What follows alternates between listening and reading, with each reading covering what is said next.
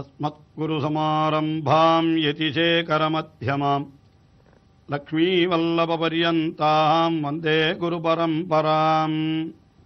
ஆழ்வார்கள் வாழி அருளிச் செயல் வாழி தாழ்வாதுமில் குறவர்தாம் வாழி எகழ்வாறுமுய்ய அவர்கள் உரைத்தவைகள் தாம் வாழி செய்யமறை தன்னுடனே சேர்ந்து. ஆழ்வார்களிலே குலசேகர ஆழ்வார், அவர் க்ஷத்திரிய குலத்திலே அவதரித்தவர். ஆனால் பெரிய சாம்ராஜ்யங்களை ஆளுகின்ற அந்த ஒரு பெரிய பேரு என்று நாம் நினைக்கிறோம். ஆனால் அதிலே அவருக்கு ஈடுபாடு இல்லை. எம்பெருமானோடு கூட பெற வேண்டும், அவனுடைய அடியவர்கள் குழாத்திலே தானும் ஒருவனாய் அந்த அடியவர்களோடு கூட இருக்க வேண்டும் என்று அதையே தமக்கு பேராக நினைத்து பாசுரங்களை அருளிச் செய்கின்றார். அதிலே பெருமாள் திருமொழியிலே 3ஆம் திருமொழி, அதிலே அவர் அடியவர்களாய் அல்லாதவர்கள் யார் சில பேர் உண்டோ அவர்களோடு தமக்கு எந்தவித தொடர்பும் கிடையாது. அடியவர்களோடு கூடியிருத்தல் என்கிறது மிகப்பெரிய பேரு தான். ஆனால் அதைவிட மிக முக்கியமானது எது என்றால் அடியவர்கள் அல்லாதவர்களோடு கூடாமல் இருப்பது. அதையும் கூட காட்டுகின்ற பொழுது ஆனுகூல்யஸ்ய சங்கல்பா பிராதிகூல்யஸ்ய வர்ஜனம் என்று எம்பெருமானை பற்றுபவனுக்கு அனுகூலமான விஷயங்களை செய்கிறேன் என்கிற சங்கல்பம் என்றுதான் சொல்லித்து. அதாவது அனுகூலமான விஷயங்களை நான் செய்கிறேன் என்று உறுதி பூண்டாலே போதுமா, அதை செய்ய வேண்டும், செய்ய தொடங்க வேண்டும் என்பது கூட இல்லையாம். செய்கிறேன் என்கிற சங்கல்பம், அந்த உறுதி இருந்தால் போரும். ஆனால் பிராதிகூல்யம் என்று சொல்லுகிற பொழுது அதுக்கு வர்ஜனம் என்றே சொல்லிவிட்டது சாஸ்திரம். ஆகினாலே அந்த வேண்டாதவற்றை விலக்கியே ஆக வேண்டும். வேண்டியதை செய்கிறேன் என்று சொன்னால் போதும், ஆனால் வேண்டாதவற்றை நான் நிதானமாக பிற்பாடு விலக்கிக் கொள்கிறேன் என்று சொல்லக்கூடாதான், அப்பொழுதே விட்டிருக்க வேண்டுமா. அப்படி தமக்கு அந்த பிராதிகூல்ய வர்ஜனம் ஆனது நன்றாக அமைந்திருக்கிறபடியை ஆழ்வார் இந்த பெருமாள் திருமொழியினுடைய 3ஆம் திருமொழியிலே மிக அற்புதமாக தெரிவிக்கிறார். அதிலே முதல் பாசுரத்திலே அவர் நிலையில்லாத வாழ்க்கையை போய் நிலையானது என்று நினைக்கிறார்களே அவர்களோடு நான் கூட மாட்டேன் என்றார். 2-3 பாசுரங்களிலே இந்த சிற்றின்பத்திலே திளைத்திருக்கின்ற உலகத்தவர்கள் அவர்களோடு எனக்கு தொடர்பு இல்லை என்று சொன்னார். உலகத்திலே இருக்கிறவர்கள் எல்லாரும் சிற்றின்பத்திலேயா ஈடுபாடு கொண்டிருக்கிறார்கள் என்றால் அப்படி இல்லாவிட்டாலும் கூட வேறு ஏதோ அழியக்கூடிய பலன்கள் வேண்டாத பலன்கள் அதிலே என்றோ ஈடுபாடு கொண்டிருக்கிறார்கள் என்கிறார். 4வது பாசுரத்திலே என்ன தெரிவிக்கிறார் என்றால், இந்த உலகத்திலே இருப்பவர்கள் எல்லாம் தங்கள் உணவுக்காகவும் உடைக்காகவும் என்றோ ஓடுகிறார்கள், எனக்கு அவர்களோடு சம்பந்தம் இல்லை என்கிறார். உண்டியே உடையே உகந்தோடும் இம்மண்டலத்தொடும் கூடுவதில்லையான் அண்டவாடன் அரங்கன் வந்தை முலை உண்டவாயந்தன் பொன்மத்தங்கான்மினே. இந்த உலகத்தவர்கள் எல்லாம் எப்படி இருக்கிறார்கள் என்றால், உண்டியே உடையே உகந்து ஓடும். உண்டி என்றால் உணவு, இந்த உணவுக்கும் உடைக்கும் தான் உலகத்தில் இருப்பவர்கள் அத்தனை பேரும் அலைகிறார்களாம். அதிலும் சொல்லுகிற பொழுது உண்டி உடைய என்று சொன்னாமல் உண்டியே உடையே என்று சொன்னபடியினாலே இதை தவிர அவர்களுக்கு வேறு எதிலையுமே நோக்கு இல்லை என்பது நன்றாக பெறப்படுகிறதாம். அதாவது இந்த உண்டிக்காகவும் உடைக்காகவும் அவரவர்கள் தங்களையே அழித்துக் கொள்ளுகிறார்களாம். இது கிடைத்தால் என்ன வேண்டுமானாலும் செய்கிறேன் என்று உலகத்திலே இருப்பவர்கள் ஒரு இடத்திலே போய் எவனோ ஒருவனுக்கு அடிமை செய்கிறார்கள். காலை 8 மணியிலிருந்து இரவு 8 மணி வரை அடிமை செய்கிறார்கள் வேறொருவனுக்கு. பிறகு அவன் கொடுக்கக்கூடிய ஏதோ சிறிது செல்வம், அதை கொண்டு இவர்கள் என்ன பெறுகிறார்கள் என்றால் இந்த உண்டியையும் உடையையும் தான் இவர்கள் வாங்கிக் கொள்ளுகிறார்களாம். ஆக இந்த உண்டிக்கும் உடைக்கும் தானே இந்த உலகம் எல்லாம் ஓடுகிறது. ஆனால் அப்படிப்பட்ட இந்த மண்டலத்தோடும் நான் கூடுவதில்லை.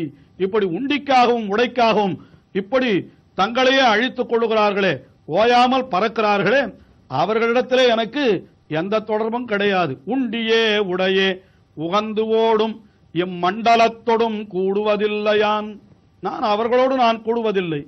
பின் நீர் யாரோடு கூடுவீர் என்னால் நான் எம்பெருமானோடு தான் கூடுவேன். அவன் ஒருவரிடத்திலேயே நான் என்னுடைய ஈடுபாடு அனைத்தையும் வைத்திருக்கிறேன். அவன் யார்? அண்டவாணன். அண்டவாணன் என்னால் அண்டங்களுக்கெல்லாம் நிர்வாகன், அத்தனை அண்டங்களுக்கும் தலைவனாயிருக்கிறவன் யாரோ அவன்தான் அண்டவாணன். அந்த அண்டவாணன் எங்கே இருக்கிறான் என்னால் அண்டர்கோன் அணியரங்கன் என்று சொல்லும்படியாக திருவரங்கத்திலே என்றோ அவன் வந்து எழுந்தருளி இருக்கிறான். எல்லோரும் கண்காணும்படியாக அண்டவாணன் அரங்கன். அந்த அரங்கன் எப்படிப்பட்டவன்? வன்பேய்முலை உண்டவாயன் என்று விரோதிகளை தொலைப்பதிலே வல்லவன் என்பதற்காக அவன் பூதனை என்கிற ஒரு பேய் வந்த பொழுது அவளுடைய முலையிலே வாயை வைத்து பாலை உண்பவனைப் போல அந்த துஷ்டையான அவளை அழித்தான் அல்லவா, அதை சொல்லுகிறார். ஆகையினாலே நமக்கும் இருக்கக்கூடிய விரோதிகள் எவரேனும் இருந்தால் அவர்களையும் எம்பெருமான் அழித்து விடுவான் என்பதைத்தான் அண்டவாணன் அரங்கன் வன்பேய் முலை உண்டவாயன். அப்படிப்பட்டவன் தன் உன்மத்தன் காண்மினே. உன்மத்தன் என்னால் அவனிடத்திலேயே பித்து பிடித்தவனாக நான் இருக்கிறேன் என்று இந்த பாசுரத்திலே அருளிச் செய்தார். அடுத்தபடியாக 5வது பாசுரம், அதிலே என்ன காட்டுகிறார் என்னால், இந்த தீதில்லாத நெறி நல்ல நெறி உலகத்திலே இருக்கிறது. ஆனால் அதை விட்டு தீய நெறியிலே போய் உலகத்தவர்கள் எல்லாம் விழுகிறார்களே, அவர்களோடு எனக்கு தொடர்பில்லை என்று அதை தெரிவிக்கிறார். தீதில் நன்னெறி நிற்கா அல்லாதிகை நீதியாருடன் கூடுவதில்லையான் ஆதியாயன் அரங்கணன் தாமரை வேதமா மணவாளந்தன் பித்தனே.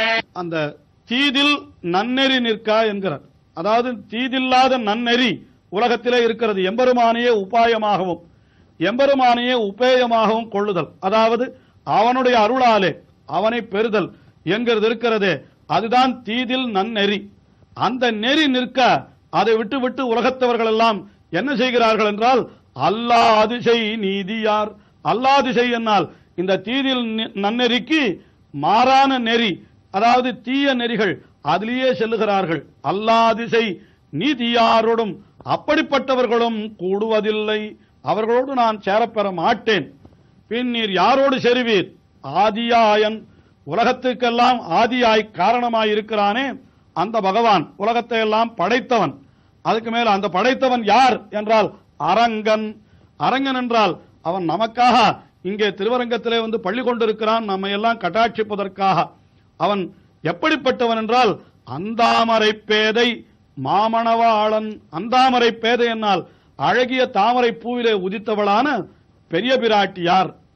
அப்படிப்பட்ட அந்த பெரிய பிராட்டியாருக்கு மணவாளனவன், அவன் கணவன். இதனாலே என்ன தெரிகிறது என்றால், நாம் எவ்வளவு பாபங்களை செய்திருந்தாலும் நாம் அந்த எம்பெருமானை பற்றுவதற்காக செல்லுகிற பொழுதோ அந்த பாபங்களை எல்லாம் அவனிடத்திலிருந்து மறைத்து அல்லது அவன் மறக்கும்படி செய்து நமக்காக அந்த எம்பெருமானிடத்திலே பரிந்துரை செய்து புருஷகாரம் செய்து நம்மை சேர்த்து வைப்பவள் இருக்கிறாள் பிராட்டி.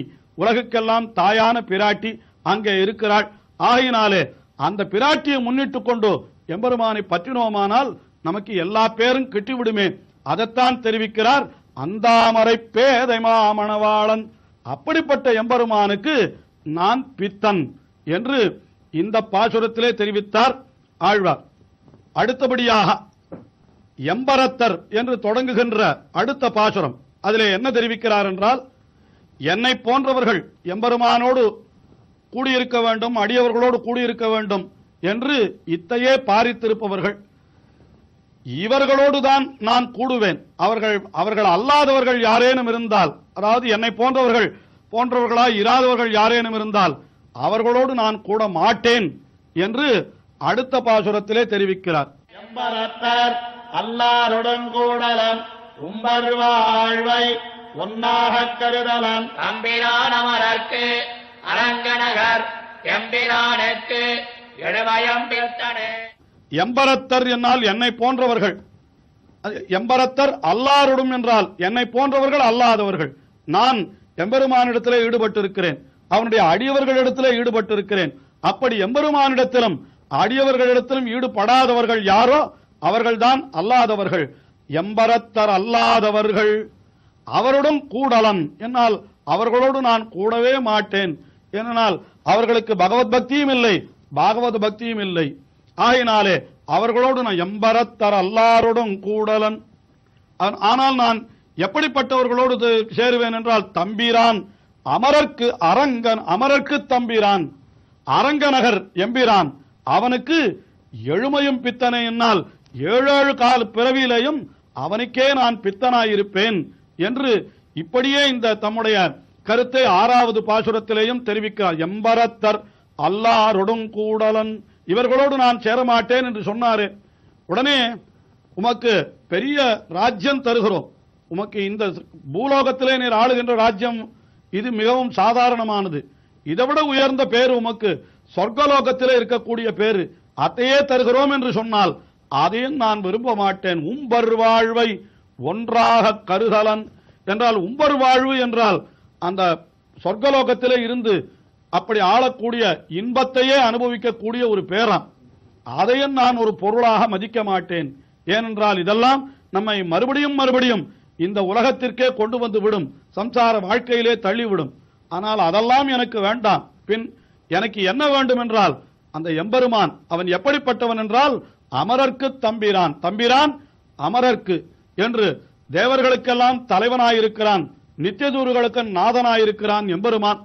அவன் எங்கே இருக்கிறான் என்றால் அரங்கநகர் எம்பிரான் என்று நாம் இன்றைக்கும் வந்து கண்ணாலே காணும்படியாக நமக்காக அந்த பரமபதத்தையும் விட்டு இந்த கோயிலிலே வந்து எழுந்தருள் இருக்கிறானே, திருவரங்கம் பெரிய கோவிலிலே அந்த அரங்கநகர் எம்பிரான், அவனுக்கு நான் எழுமையும் பித்தன் என்றால் 7 பிறவிகளிலேயும், இந்த பிறவி அல்ல இன்னும் எத்தனை பிறவிகள் பிறந்தாலும் அந்த பிறவிகளிலேயும் அந்த எம்பெருமானுக்குத்தான் நான் பித்தனாக இருப்பேன் என்று தம்முடைய நிலை. ஆக இப்படி அந்த உலக வாழ்க்கை அத்தனையும் வெறுத்து தனக்கு எம்பெருமானிடத்திலேயே ஈடுபாடு இருக்கிறது என்று காட்டும் விதமாக இப்படி பாசுரங்களை அருளி செய்கிறார். அனுபவம் தொடர்கிறது, தொடர்ந்து அனுபவிப்போம். நகரமும்